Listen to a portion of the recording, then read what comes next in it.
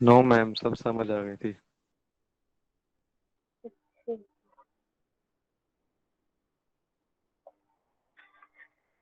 अच्छा जी, ये लेक्चर भी हमारा आइगन वैल्यूज से ही आगे का टॉपिक है। क्या है डायगोनलाइजेशन?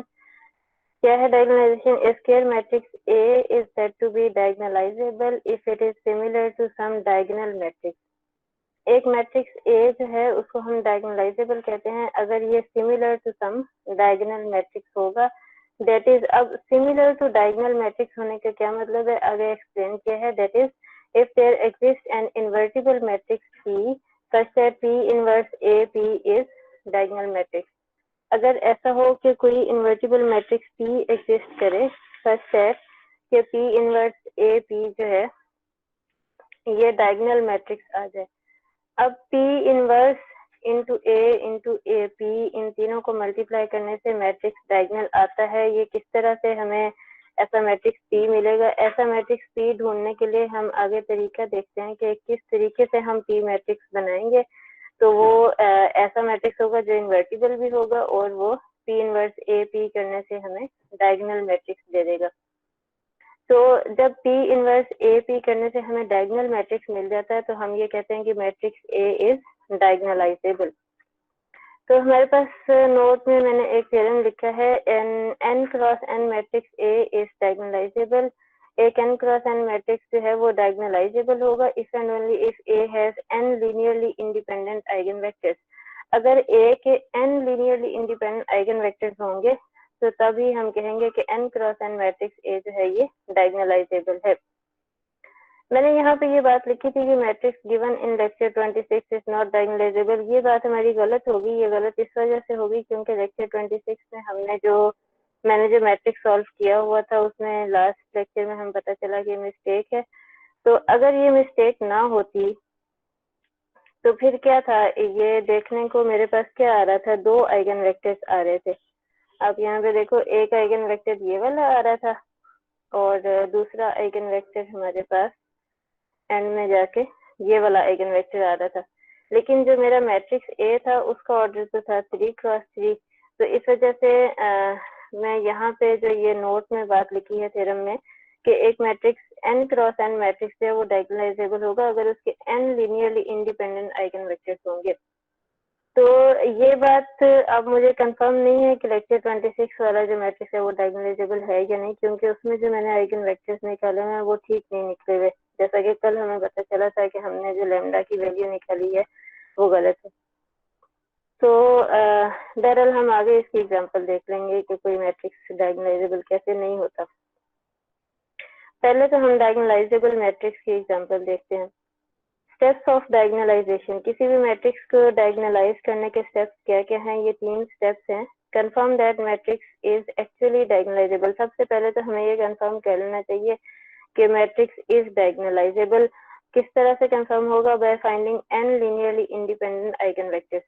n linearly independent eigen vectors अगर हमें मिल गया तो हम कहेंगे कि मैट्रिक्स इज डायगोनलाइजेबल। तो n linearly independent eigen vectors find करने का एक तरीका उसने कहा ये है कि one way to do this by finding basis for each eigen space. हमें हर आइगन स्पेस की बेसिस फाइंड कर लेने से and merging these basis vectors, और फिर हर आइगन स्पेस के जो वेक्टर्स हैं उनको एक सेट के अंदर मर्ज कर लेंगे और उस एक सेट को हम S का नाम दे देंगे। If S has vectors less than n, अगर S में n से कम वेक्टर्स होंगे तो फिर हम कहेंगे कि मैट्रिक्स इज नॉट डायगोनलाइजेबल। और अगर n ही वेक्टर्स आ गए n क्रॉस n मैट्रिक्स के कोरेस्पॉन्डिंग तो फिर हम कहेंगे मैट्रिक्स इज डायगोनलाइजेबल। तो पहले स्टेप में तो हमने सिर्फ ये कंफर्म किया कि मैट्रिक्स इज डायगोनलाइजेबल। फिर सेकंड स्टेप में राइट वेक्टर्स ऑफ S, के जो हमने S में जितने वेक्टर्स फाइंड कर लिए हैं उनको अगर हम कॉलम्स की फॉर्म में लिखते हैं तो वो कॉलम्स में लिखने से हमारे पास जो मैट्रिक्स आएगा उसको हम क्या कहेंगे?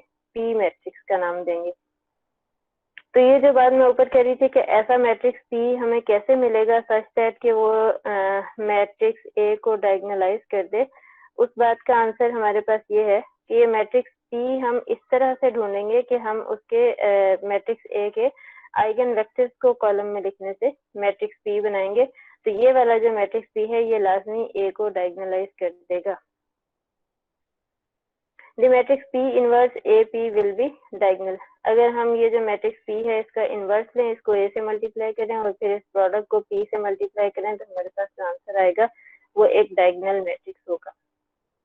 एग्जाम्पल में क्या है, find matrix P that diagonalizes the matrix A matrix जो वो यहाँ पे गिवन है। मैंने यहाँ पे क्योंकि मैट्रिक्स P फाइंड करने के लिए हमें आइगन वेक्टर्स निकालने हैं, तो सबसे पहले तो हम आइगन वैल्यूज निकाल लेते हैं। A माइनस लैम्डा आई किया, मैंने डायरेक्ट यहाँ A माइनस लैम्डा आई लिख दिया है। इसका डिटर्मिनेंट निकाला जो कि मेरे पास यूं से आ गया। फिर डिटर्मिनेंट को हम क्या करेंगे, इक्वल टू 0 पुट करेंगे। डिटर्मिनेंट को इक्वल टू 0 पुट किया तो ये जो डिटर्मिनेंट की वैल्यू थी इसको इक्वल टू 0 रखा, हमारे पास एक इक्वेशन बन गई। हमने lambda is equal to 1, lambda is equal to 2, lambda is equal to 3 कुछ वैल्यूज खुद से लैम्डा की पुट करके चेक करना होता है। जो वैल्यू इसको सेटिस्फाई कर दे हम कहते हैं कि वो इसका रूट है। तो लैम्डा इज इक्वल टू 1 जो है वो इस इक्वेशन को सेटिस्फाई कर रहा था। So lambda is equal to 1 is an eigen value, हमारे पास एक आइगन वैल्यू आ गई। फिर सिंथेटिक डिवीजन को यूज करते हुए हमारे पास जो रिड्यूस्ड इक्वेशन बनी उसके कोफिशिएंट Ci -1 4 एंड -4, यहाँ से जो इक्वेशन बनेगी minus lambda square plus 4 lambda minus 4 is equal to 0। तो यहाँ से मैंने क्वाड्रेटिक फार्मूला को यूज किया। क्वाड्रेटिक फार्मूला को यूज करने से मेरे पास लैम्डा की वैल्यू आ गई 2। तो मेरे पास दो आइगन वैल्यूज आई हैं, एक लैम्डा इज इक्वल टू 1 और एक लैम्डा इज इक्वल टू 2। अब लैम्डा इज इक्वल टू 1 को मैंने मैट्रिक्स के अंदर पुट किया जो कि मेरे पास A माइनस लैम्डा आई की फॉर्म में था, ये वाला मैट्रिक्स। यहाँ पे लैम्डा को 1 पुट करना है तो यहाँ आ जाएगा -1 0 -2। तो हम देख लेते हैं कि मेरी पहली रो यही है, -1 0 -2। तो इसी तरह से लैम्डा को 1 पुट करने से दूसरी रो ये आ गई, तीसरी रो ये आ गई। तो ये हमारे पास A minus lambda I for lambda is equal to 1। अब आइगन वेक्टर फाइंड करने के लिए हम क्या करते हैं, A minus lambda I into x vector is equal to 0 vector हम इसको पुट करते हैं। तो फिर हम एक्स वेक्टर की वैल्यूज जो है वो फाइंड कर लेते हैं। तो A माइनस लैम्डा आई का जो मैट्रिक्स था मैंने इसी मैट्रिक्स को उठाया, इसको रिड्यूस किया। रिड्यूस क्यों किया, क्योंकि मैं x1 x2 और x3 की वैल्यूज फाइंड करना चाहती हूँ। रिड्यूस्ड एचेलॉन फॉर्म में जब मैंने इसको कन्वर्ट किया तो मेरे पास क्या आया, x3 इज फ्री वेरिएबल, इसको t का नाम दे दिया। बाकी यहाँ से दो इक्वेशंस बन गई, x1 plus 2x3 is equal to 0 और दूसरी इक्वेशन क्या बनेगी, x2 minus x3 is equal to 0। ये x2 minus x3 is equal to 0। तो x1 की वैल्यू क्या आ गई, x1 is equal to -2x3 और x3 की जगह पे t पुट किया तो x1 is equal to -2t। x2 की वैल्यू भी t और x3 की वैल्यू भी t। अब इन सारी वैल्यूज को मैंने एक वेक्टर की फॉर्म में लिख दिया। x vector is equal to x1 की वैल्यू थी -2t, फिर t और फिर t। मैंने t को कॉमन ले लिया तो ये क्या बचा, -2 1 एंड 1। ये मेरे पास एक आइगन वेक्टर आ गया लैम्डा इज इक्वल टू 1 के कोरिस्पॉन्डिंग। अब मैंने लैम्डा इज इक्वल टू 2 को A माइनस लैम्डा आई में जब पुट किया तो मेरे पास ये मैट्रिक्स बन गया। मैंने इस मैट्रिक्स को रिड्यूस किया ये रो ऑपरेशंस परफॉर्म करके, तो ये रो भी 0 होगी, ये भी 0 होगी। इसका मतलब है कि x2 भी फ्री वेरिएबल है और x3 भी फ्री वेरिएबल है। दो फ्री वेरिएबल्स आ गए तो मैंने इन दोनों को नाम दे दिया, x2 is equal to s ले लिया और x3 is equal to t ले लिया। इक्वेशन बाकी क्या बची थी, x1 plus x3 is equal to 0। तो यहाँ से मुझे क्या पता चला, x1 is equal to -t। तो मेरे पास x वेक्टर क्या आ जाएगा, x1 की वैल्यू -t, x2 की वैल्यू s और x3 की वैल्यू t। यूं से बना। मैं अगर t को कॉमन लूंगी तो मैंने ये आपको बहुत पहले ये चीज लिखनी सिखाई थी जब मैं सोल्यूशन निकालती थी होमोजेनियस सिस्टम का, या हम नलिटी निकालना चाहते हैं मैट्रिक्स की, तो वहां भी हमने ये चीज सीखी थी कि जब मैं t को कॉमन लूंगी तो जहां जहां t है उसका कोफिशिएंट यहाँ पे आ जाएगा और जहां s है उसका कोफिशिएंट जो है वो 0 हो जाएगा। फिर प्लस जब मैं s को कॉमन लूंगी तो जहाँ पे t है वहां कोफिशिएंट 0 हो जाएगा, जहाँ s है उसका वही कोफिशिएंट आएगा जो कि यहाँ पे है, जैसे कि 1 है तो यहाँ पे 1 आ जाएगा। और ये t दोबारा आ गया तो यहाँ बाहर तो s लिखा हुआ है तो t का कोफिशिएंट यहाँ क्या हो जाएगा, 0 हो जाएगा। तो यूं से मेरे पास देखो एक eigen value lambda is equal to 2 के कोरिस्पॉन्डिंग मेरे पास दो आइगन वेक्टर्स आए हैं, -1 0 एंड 1, और दूसरा आइगन वेक्टर आया है 0 1 एंड 0। तो अब सारे के सारे आइगन वेक्टर्स को उठा के एक सेट S के अंदर मैंने रख लिया। पहला आइगन वेक्टर मेरे पास आया था, जो कि यहाँ पे हम देख लेते हैं क्या आया था, -2 1 and 1, ये आया था मेरे पास आइगन वेक्टर। उसके बाद मेरे पास आइगन वेक्टर्स आए -1 0 and 1 और 0 1 and 0। तो -2 1 and 1 एक आइगन वेक्टर, 2 ये वाले जो है इन दोनों को। तो सारे के सारे आइगन वेक्टर्स जो मेरे पास आए थे इन सबको मैंने एक सेट S के अंदर इकट्ठा करके लिख दिया। अब क्या हमने कहा था डायगोनलाइजेशन के प्रोसेस में कि ये जो आइगन वेक्टर्स, पहली बात तो हमें ये पता चल गई कि मैट्रिक्स का ऑर्डर भी 3 था और आइगन वेक्टर्स भी मेरे पास 3 ही आए हैं, तो इसलिए मैट्रिक्स तो डायगोनलाइजेबल है। दूसरी बात हमने क्या कही थी कि सेकंड स्टेप लिखा हुआ क्या था, सेकंड स्टेप ये लिखा हुआ था कि हम इन वेक्टर्स को कॉलम की फॉर्म में उठा के लिख देंगे एक मैट्रिक्स की फॉर्म में। तो ये जो मैट्रिक्स बनेगा इसका नाम होगा P। तो मैंने क्या किया, ये जो वेक्टर है -2 1 and 1 पहला कॉलम बन गया, ये दूसरा कॉलम बन गया और ये तीसरा कॉलम बन गया। इसको आप किसी भी तरह से कॉलम में लिख सकते हैं, किसी भी वेक्टर को पहले लिख लें। तो फिर ये जो मेरे पास मैट्रिक्स है इसका नाम होगा P। तीसरा स्टेप डायगोनलाइजेशन का ये। अब एग्जाम्पल की स्टेटमेंट में तो मैंने सिर्फ इतना ही लिखा था कि फाइंड मैट्रिक्स P जो कि मैट्रिक्स A को डायगोनलाइज कर दे। क्या लिखा था एग्जाम्पल की स्टेटमेंट में, find matrix P that diagonalizes A। मैंने ये नहीं कहा था कि इसको चेक भी करें कि क्या वाकई डायगोनल मैट्रिक्स आता है या नहीं आता। तो अगर यूं से भी कहा जाए तो फिर आप क्या करेंगे, फिर आप P inverse A P calculate करेंगे तो जो आंसर आएगा वो एक डायगोनल मैट्रिक्स होगा। अच्छा जी, ये तो हमने ऐसा मैट्रिक्स P फाइंड कर लिया जो कि A को डायगोनलाइज करेगा।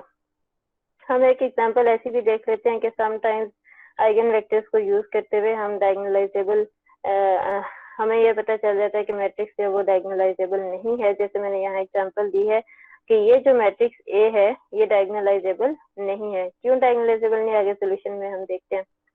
अच्छा, ये क्योंकि लोअर ट्रायंगुलर मैट्रिक्स है, तो मैंने एक लेक्चर में आपको बताया था कि लोअर ट्रायंगुलर और अपर ट्रायंगुलर मैट्रिक्स की जो आइगन वैल्यूज होती हैं उसके लिए A माइनस लैम्डा आई का पूरा प्रोसेस करने की जरूरत नहीं, बल्कि हम क्या कहते हैं कि यही जो इसके डायगोनल पे वैल्यूज हैं यही इसके आइगन वैल्यूज।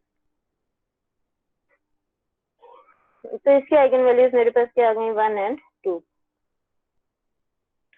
तो लैम्डा इज इक्वल टू 1 के लिए मैं आइगन वेक्टर निकालती हूँ। लैम्डा इज इक्वल टू 1 जब मैंने A माइनस लैम्डा आई के अंदर पुट किया, यहाँ से आप A माइनस लैम्डा आई पहले लिख लो, फिर उसके अंदर लैम्डा इज इक्वल टू 1 लिखो, तो ये हमारे पास यूं का मैट्रिक्स बनेगा, ये वाला matrix lambda is equal to 1 के लिए A माइनस लैम्डा आई। तो इस मैट्रिक्स को मैंने रो ऑपरेशंस परफॉर्म करते हुए रिड्यूस किया। रिड्यूस करने के बाद मुझे पता चला x3 जो फ्री वेरिएबल है, तो x3 को मैंने t ले लिया और बाकी जो दो इक्वेशंस थी उनके कोरेस्पॉन्डिंग मैंने आइगन वेक्टर निकाल लिया x1 और x2 की वैल्यूज। तो आइगन वेक्टर मेरे पास यूं से आया 1/8 -1/8 एंड 1 और यहाँ पे आ गया t। Lambda is equal to 2 के लिए मैंने matrix A minus lambda I में लैम्डा को 2 पुट किया, फिर मैंने इसको रो ऑपरेशंस परफॉर्म करते हुए रिड्यूस किया। रिड्यूस करने के बाद मुझे पता चला इसमें भी एक ही फ्री वेरिएबल है जो कि क्या है, x3। मैंने x3 को t का नाम दे दिया, बाकी जो था x1 जो है वो भी इक्वल टू 0 है, x2 जो है ये भी इक्वल टू 0 है।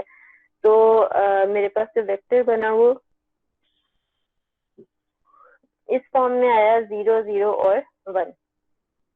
t को मैंने जब कॉमन ले लिया तो अब मेरे पास हर एक आइगन वैल्यू के कोरेस्पॉन्डिंग एक ही आइगन वेक्टर आया। तो टोटल मेरे पास कितने आइगन वेक्टर्स आए हैं, 2। We have 2 linearly independent vectors जो कि आइगन वेक्टर्स हैं, but order of matrix is 3, लेकिन मैट्रिक्स का ऑर्डर जो है वो 3 क्रॉस 3 था। तो मेरे पास 3 ही लीनियरली इंडिपेंडेंट वेक्टर्स आते तो मैं कहती कि A डायगोनलाइजेबल है, जो कि डायगोनलाइजेशन के प्रोसेस का पहला स्टेप था। अब क्योंकि मेरे पास 2 लीनियरली इंडिपेंडेंट वेक्टर्स आए हैं तो A इज नॉट डायगोनलाइजेबल।